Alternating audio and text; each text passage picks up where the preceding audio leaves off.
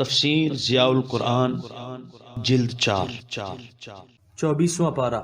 بسم اللہ الرحمن الرحیم۔ سورۃ حامیم السجدۃ مکیہ۔ بسم اللہ الرحمن الرحیم۔ اللہ کے نام سے شروع کرتا ہوں جو بہت ہی مہربان ہمیشہ رحم فرمانے والا ہے۔ سورہ حامیم سجدہ آیت نمبر 1۔ حامیم ترجمہ حامیم۔ سورہ حامیم سجدہ آیت نمبر 1 کی تفسیر۔ اگر حامیم کو سورت یا قرآن کا نام قرار دیا جائے تو پھر یہ مبتدا اور تنزیل اس کی خبر ہوگا، ورنہ تنزیل مبتدائے محذوف کی خبر ہوگا۔ بعض نے تنزیل کو مبتدا اور کتاب فصلت کو خبر کہا ہے۔ سورہ حامیم سجدہ آیت نمبر 2۔ تنزیل من الرحمن الرحیم۔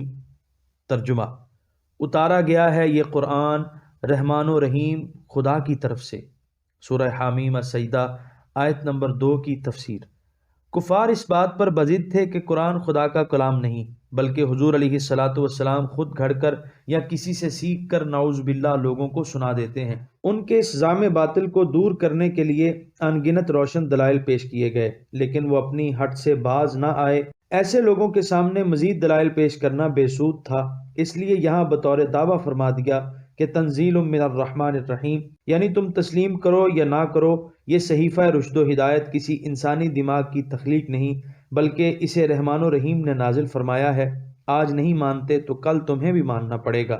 یہاں وہ اسماء الہی ذکر کیے گئے جو اس کی رحمت بے پایاں اور اس کی عنایت بے انداز پر دلالت کرتے ہیں تاکہ سننے والوں کے دلوں میں اس کی محبت پیدا ہو اور وہ خود بخود کھنچے چلے آئیں اور برضا و رغبت اس کے ارشادات کی تعمیل کو اپنا شعار بنا لیں۔ نیز قیامت تک آنے والی نسلوں کے دل سے اس غلط فہمی کو دور کر دیا کہ قرآن کی تعلیمات کسی وقت بھی ان کی معاشی، تمدنی، علمی اور اخلاقی ترقی میں رکاوٹ بن سکتی ہیں۔ بتا دیا کہ یہ کسی ایسے آمر مطلق کا مینیفیسٹو نہیں جس میں اس کو سب سے زیادہ اپنے جاہ و جلال اور اپنے اقتدار کو برقرار رکھنے کی فکر ہو اور اسے اس کی قطعاً کوئی پرواہ نہ ہو کہ اس کی رعایا پر کیا گزرتی ہے، ان کے جذبات کا کیسے خون ہوتا ہے، یا وہ کس قسم کی ذہنی کوفت یا معاشی پسماندگی کا شکار ہوتے ہیں۔ فرمایا یہ اس ذات پاک کا نازل کیا ہوا صحیفہ ہے جو رحمان و رحیم ہے۔ اس کی شان رحمانی تو تمہیں پھولتا پھلتا ترقی کی بلند منزلیں طے کرتا ہوا دیکھ کر خوش ہوتی ہے۔ اگر تم اپنے خداوند کریم کے احکام بجا لاؤ گے تو دین و دنیا کی سعادتیں تم پر نثار ہوں گی، اور اگر تم نے اس کی طرف سے بے رخی برتی تو آخر کوئی نہ کوئی دستور تمہیں اپنانا پڑے گا۔ اس میں اور تو شاید بہت کچھ ہو لیکن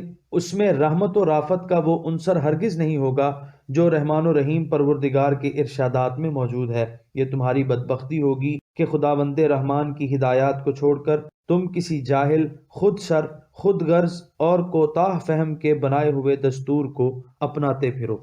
سورہ حامیم سجدہ آیت نمبر 3۔ کتاب فصلت آیاتہ قرآنا عربیا لقوم یعلمون۔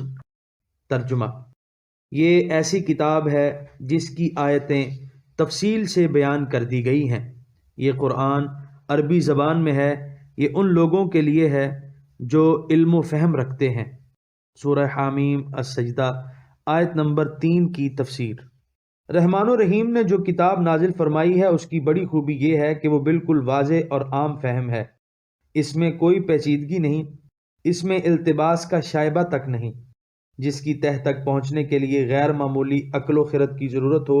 یہ ایسی کھلی اور واضح کتاب ہے کہ ہر شخص اپنی استعداد کے مطابق فائدہ اٹھا سکتا ہے۔ یہ قرآن عربی زبان میں ہے جو تمہاری مادری زبان ہے، جس کے اسرار و معارف سمجھنے کی تم میں پوری استعداد ہے۔ قرآناً عربیاً منصوب علی المدح ہے۔ اس سے فائدہ وہی لوگ اٹھا سکتے ہیں جو علم و فہم کی صفت سے موصوف ہیں، بے عقل اور اجڑ لوگ اس کی قدر و قیمت کو کیا جانیں۔ سورہ حامیم سجدہ آیت نمبر 4۔ بشیرا ونذیرا فأعرض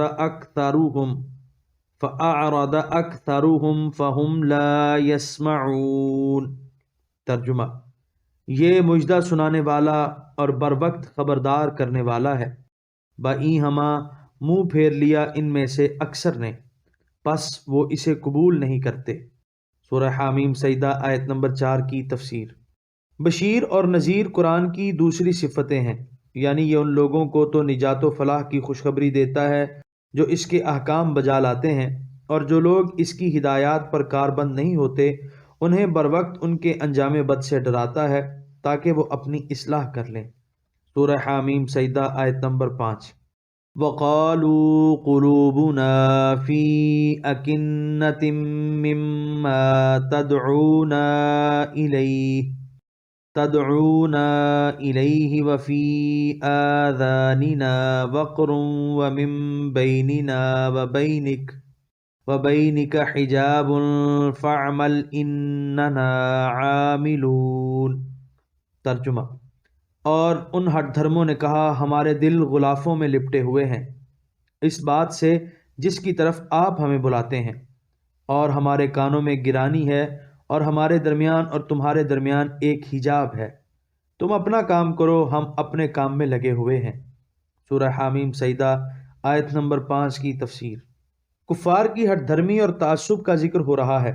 تمام باطل فرقے اپنی ہٹ پر اسی طرح قائم رہتے ہیں، انہیں لاکھ سمجھاؤ وہ سمجھنے کا نام نہیں لیتے۔ باطل پرستوں کے پاس حق کی یورش کے مقابلے میں یہی ایک گوشہ عافیت ہے کہ وہ نہ مانو کا ورد کرتے رہتے ہیں۔ اکنتن کنانن کی جمع ہے، اس سے مراد وہ کپڑا یا غلاف ہے جس میں کسی چیز کو اچھی طرح لپیٹ کر رکھ دیا جاتا ہے۔ وقرن یعنی بہرا پن، حجابن یعنی پردہ، یعنی ہمارے اور تمہارے درمیان ایسی دیوار حائل ہے کہ تمہارے حق کا نور اس سے نفوذ کر کے ہم تک نہیں پہنچ سکتا۔ سورہ حامیم سجدہ آیت نمبر 6۔ قل انما انا بشر مثلكم يوحى الي انما الهكم اله واحد فاستقیموا الیہ واستغفروہ وویل للمشرکین۔ ترجمہ۔ آپ فرمائیے میں انسان ہی ہوں بظاہر تمہاری مانند، البتہ وحی کی جاتی ہے میری طرف کہ تمہارا معبود خداوند یکتا ہی ہے، پس متوجہ ہو جاؤ اس کی طرف اور مغفرت طلب کرو اس سے، اور ہلاکت ہے مشرکوں کے لیے۔ سورہ حامیم سجدہ آیت نمبر 6 کی تفسیر۔ کفار کہتے تھے کہ ہمارے درمیان ایسا پردہ حائل ہے کہ افادہ اور استفادہ ممکن ہی نہیں، نہ آپ کا پیغام حق ہم تک پہنچ سکتا ہے اور نہ ہم اسے قبول کر سکتے ہیں۔ ان کے اس قول کی تردید کی جا رہی ہے کہ تمہارا یہ خیال سراسر باطل ہے، اگر میں انسان نہ ہوتا، فرشتہ یا جن ہوتا تو ہم ایک دوسرے کی بات نہ سمجھ سکتے، نہ سمجھا سکتے۔ جب تم بھی انسان ہو اور میں بھی انسان ہوں تو پھر ہم میں مغایرت کی کون سی ایسی دیوار چن دی گئی ہے کہ افہام و تفہیم کا دروازہ ہمیشہ کے لیے بند ہو؟ تمہارا یہ کہنا سراسر لغو اور باطل ہے۔ علامہ آلوسی فرماتے ہیں یعنی میں نہ فرشتہ ہوں اور نہ جن ہوں تاکہ تم اس سے استفادہ نہ کر سکو۔ اس آیت سے ان کے اس قول کی تردید کر دی گئی جس کا ذکر سابقہ آیت میں ہے، من بیننا و بینک حجاب۔ حسن بصری فرماتے ہیں کہ اظہار تواضع کے لیے اللہ تعالیٰ نے اپنے محبوب کو یہ کہنے کا حکم دیا۔ اس مسئلہ کی تفصیل کے لیے ملاحظہ ہو ضیاء القرآن جلد سوم سورہ کہف آیت 110۔ انہی کی قول کی تردید ہو رہی ہے، یعنی اگر میں تمہیں کسی ایسی بات پر ایمان لانے کی دعوت دیتا جس کو تسلیم کرنے پر عقل سلیم تیار نہیں تو تمہاری یہ بے رخی کچھ معنی بھی رکھتی۔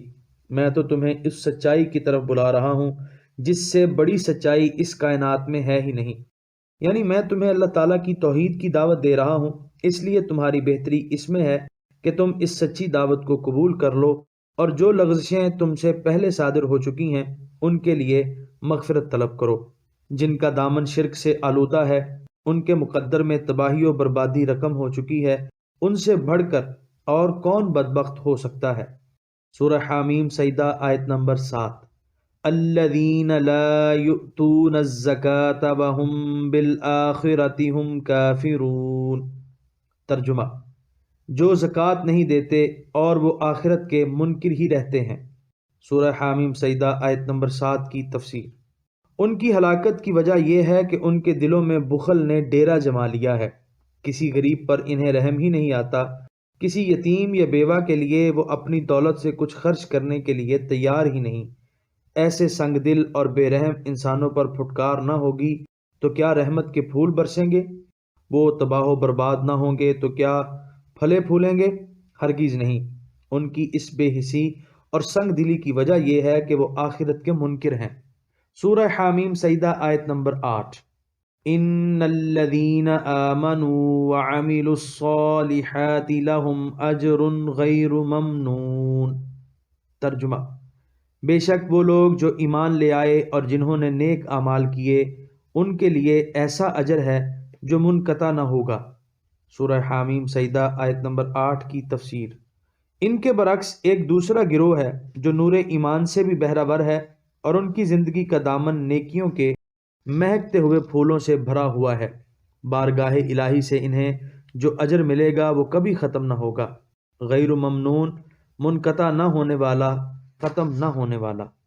یہاں پر 24ویں پارے کا 15واں رکوع مکمل ہوا اور یہاں پر 24ویں پارے کا 3 پاؤ مکمل ہوا۔